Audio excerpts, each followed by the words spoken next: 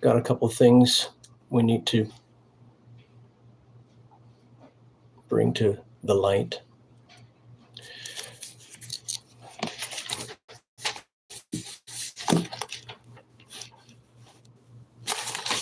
I'm looking at that thing again.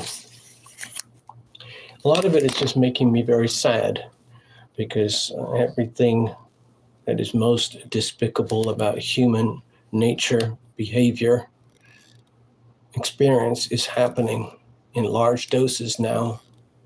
And it's actually kind of sickening. I feel it's like I'm taking it personally. Anyway, you've heard me talk for a while now about the middle of August, the 17th of August, and it's a kind of a crisis point. We're looking at a massive, very ugly T-square. I pointed out some positives in that this could be very beneficial for Donald, because the Mars-Jupiter conjunction is just like a massive dose of supercharged energy, which is going to be sitting right on top of and fueling Donald himself because of his Gemini North Node, Gemini Sun, Uranus in Gemini, Mercury in Gemini. Hello, Victor. Good to see you, man. Now, I have not mentioned this because it kind of scares me. The flip side of the T-square is that the really sick, perverted energy that is on full display and maximum power right now is going to increase, okay? You have to allow for the orb of influence around the 17th, stretching 10 days before and to about 10 days after. So we're already in the vortex of that orb, all right? And you're probably seeing it or feeling it. I'm watching it in multiple different subjects, headlines, currencies, countries, and everything. And it's actually making me kind of frightened, because some of it's potentially very ugly. You probably know right now Venezuela is in very, very deep trouble because of their screwballed fake election, and it's starting to backfire on them very, very badly. It was basically a communist takeover, and it didn't go down very well with the people of Venezuela, and that country is struggling enough as it is. The whole Russia thing with the two Vladimirs, it's becoming more and more violent and bigger, and the scale is just increasing. Again, violence. I'm looking at the Mars-Jupiter thing here in Gemini. The violent rhetoric, in other words, just like somebody staging and setting up for a bar fight, like, I'm going to take you down, man. No, I'm going to take you down. And the other person says, oh, you just try it, man, because if you dare try it, I'm going to take you down. Bar fight mentality. And of course, the same thing with Iran and Israel. It's really, really ramping up. Powder, guns, bullets, bodies. It's just, Iran is kind of getting desperate because they have to have a show of force. They've got potential nuclear capabilities, and of course, everyone's terrified. Oh, it's all going to go nuclear. I've already talked about how China is in free fall right now, and it's going to get a lot worse. They are actually experiencing the avalanche that comes with a full-blown implosion of a country. This happens. Countries implode. Look what happened to multiple Eastern European countries over the last couple of centuries. Look what happened to Zimbabwe. Look what happened to South Africa. Look what happened to Argentina, Uruguay, Bolivia. Even Turkey had a massive implosion. Sri Lanka, Bangladesh. But when China implodes, that's 1.4 billion people. It's very, very scary stuff. And it's just making me, obviously I'm picking it up a little bit personally because I'm focusing on these subjects, and energy flows where attention goes. And so if I insist on, absorbing this information and energy, it's going to affect me. And it is affecting me. couple of things. The documentary called Treason will be out hopefully by the end of this year. It's from J.J. Carroll. You can get access to it through Redacted. Also, Tucker Carlson has a documentary coming out. It's on Truth Social, and it's also on the Tucker Carlson network. And that's going to be obviously a big exposure. I can't remember if it's because of all the medical stuff or the things that happened on the 6th day of January a few years ago that caused uproar across the world, basically. I've already mentioned, I think it was last night, Elon Musk is going to war with the GARM people. Those are the people who coordinate all the money advertising spend that goes through all the social media across the world. And Elon's going to take them down. And GARM has already shut itself down, trying to immunize itself from a legal attack from a powerful freedom fighter. Rumble is also in on the act, and actually Rumble is even more aggressive than Elon. So we'll see where that goes. Another thing that really scares me is what's happening in England. I talked about this before as well. It's getting very, very bad. And what I'm seeing is what's being called out from some of the people I relate with. And I feel like Islam has taken over. The British politicians are heavily compromised. The police are compromised. All their Secret Service, FBI, CIA equivalents, they're all compromised. And there's a tremendous amount of propaganda and fake news coming out. But what has essentially happened is the native British population, which is very, very, very traditional British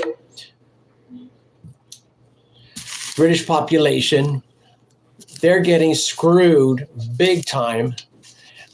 And it's frightening. It's really, really frightening to me because the British can be extremely warlike.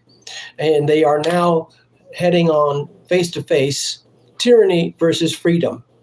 We talked about that before on other live streams. Tyranny versus freedom. The tyrannical energy is coming from the invaders. And the Brits are trying to hold on to what freedom they have remaining. It might be too little too late. Like you're saying, Victor, England is lost. Elon Musk is saying that England is lost. Elon Musk has even said that it's inevitable there will be civil war in England. And I'm seeing it. I'm seeing it because eventually the people, and there's 62 million people there. Most of them are British. Almost all of them are British, traditional British. And then there's this population of extremists, extreme extremists. And it's the same death. It's like death to England, death to America. It's scary stuff.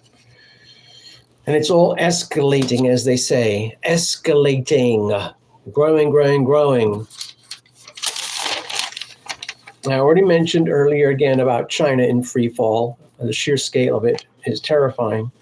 Now, the last thing I want to mention here, because my battery is going to run out in a few minutes, is I'm hearing a lot of chatter about the Democrat National Convention in about 10 days. So I think it starts on the 19th, which would be Monday, and that's a full moon. Wink, wink. Everything will come to the surface and reach maximum expression at the full moon. And 2 days before that, we have the 17th, which is the actual center point of the crisis point. And then you allow for the orb of influence, 5 or 10 days each side of the 17th. We have a very, very serious problem in Chicago.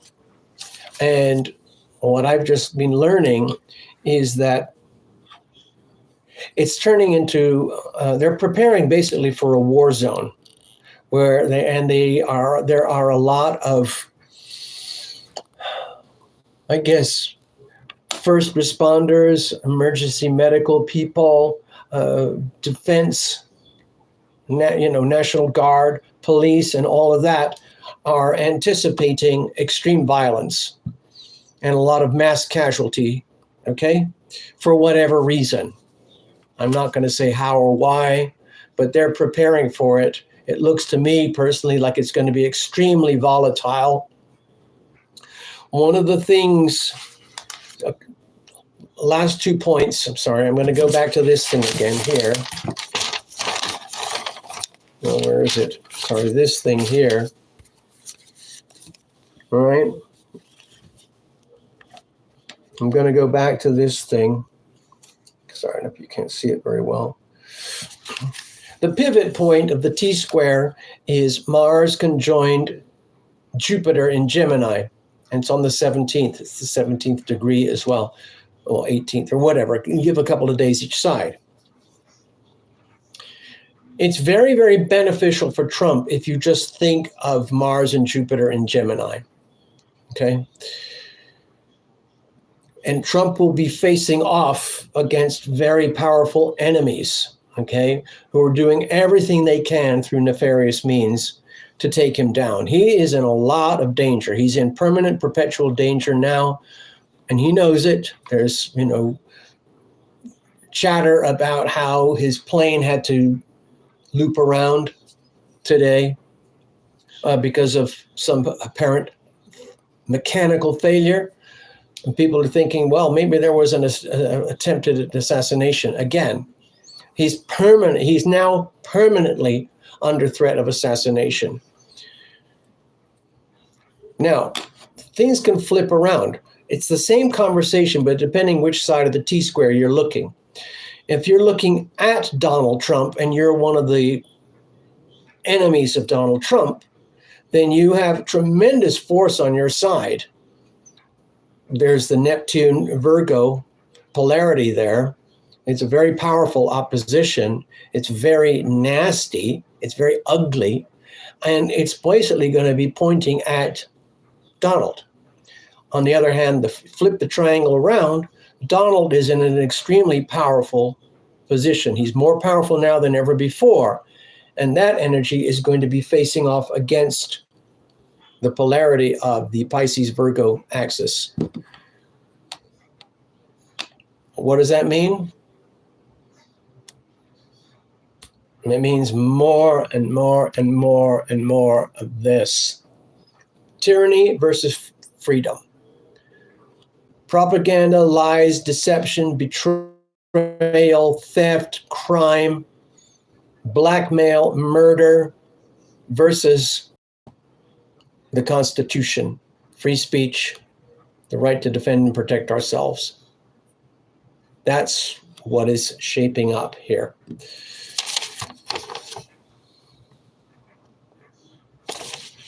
I don't know what you guys are doing to prepare. I'm in a situation where there's a lot of preparations already in place to be able to endure some extreme hyper hardship. We have very large amounts of water, where in case the water gets disconnected. We got lots of generation for power, electricity. We have abilities to defend, and there's a lot of security. Gasoline, food, essentials, okay? Everyone might want to think about that. This message is held for review. Oh, let me see that. I've never seen that before. Hold on. Oh, gosh, let's forget about them. Oh, it's...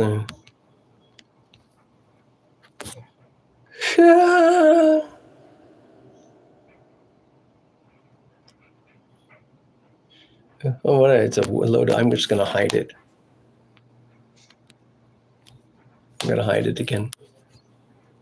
Doesn't make any sense to me. Someone showed up and I don't know what they were trying to talk about. Anyway, protect your money, protect your privacy, protect yourself. Oh, again, about the financial cycles. We're not over. The volatility is very, very extreme right now. Things bounced back a little bit, as you know. But in the end, the perpetual motion machine of the perpetual Ponzi scheme crafted and originated and perpetuated by the United States Federal Reserve Bank and the central bank of all other countries is coming to some kind of major doomsday crisis point. And it may be a very long, slow implosion as the new thing emerges. It's happening at the speed of Pluto, remember, so it's very, very slow.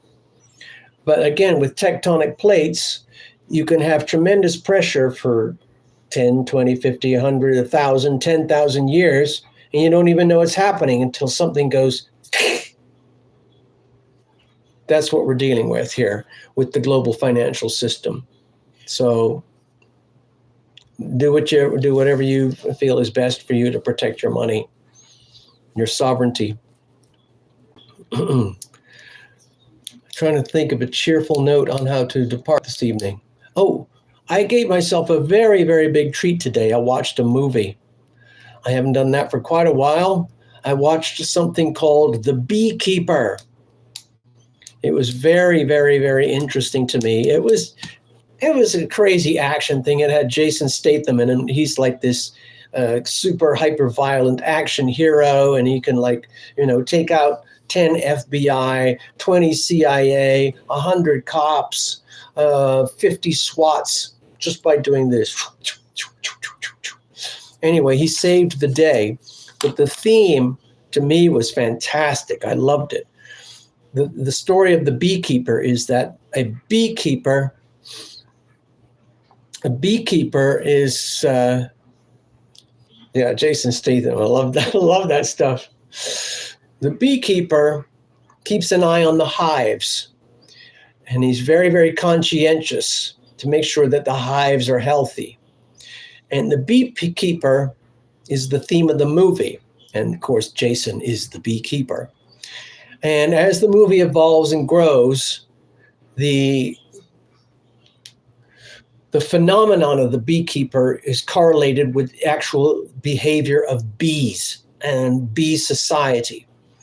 And what happens is inside bee society, the society of bees, there are tens of thousands, millions of worker bees and maybe one or couple of queens. And the queens lay all the babies. And there are certain worker bees, they're all male, and some of them are programmed with their DNA to be hyper observant regarding the health of the whole hive. And they have an instinct. And the beekeeper mimics the instinct of these overwatch vigilante bees. The vigilante bees are always watching out for danger signs. External danger to the hive, internal danger to the hive. Sometimes the biggest danger is inside the hive, the enemy within. Sometimes at the very, very, very, very, very top. And the vigilante bees will take it to the extreme. If the vigilante beekeeper bee detects that the queen bee has given birth to defective offspring that are detrimental to the hive, the vigilante bees will kill the queen.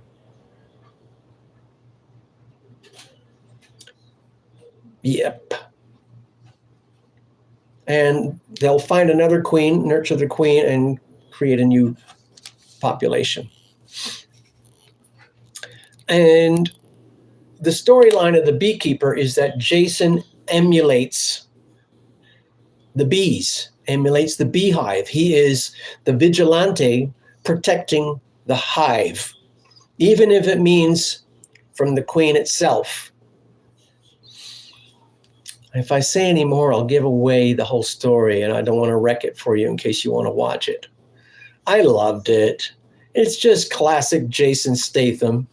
But anyway, I really related to it because I like the way they described it. Like, there's all the different characters, but when one of the main characters describes the beekeeper and why the beekeeper and the vigilante bee is so dangerous, it's because they just kill anything and everything that may endanger the hive, including the queen, especially if it has been detected that the queen is delivering defective offspring. Okay, that's the end of the story. I might have said too much. Well, I hope you all have sweet dreams. I got to charge the battery. It's just about to die. Have a super evening. Thank you for hanging out with me. Thank you for listening. I'm going to close it off now. Yes, I'm sure.